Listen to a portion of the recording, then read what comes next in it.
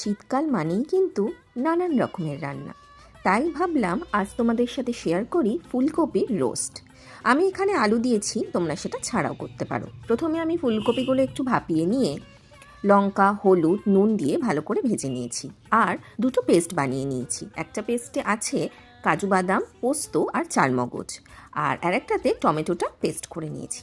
এবারে কড়াইতে সর্ষের তেল দিয়ে ভাপানো ফুলকপি আর আলুটা ভালো করে লাল লাল করে ভেজে তুলে রেখেছি। ওই কড়াতেই আর একটু তেল দিয়ে 5 ফোড়ন, লঙ্কা আর টমেটোটা দিয়ে ভালো করে কষিয়ে নেব। এরপরে যে কাজু বাদাম বাটার পেস্টটা করেছিলাম সেটা দিয়ে দিলাম।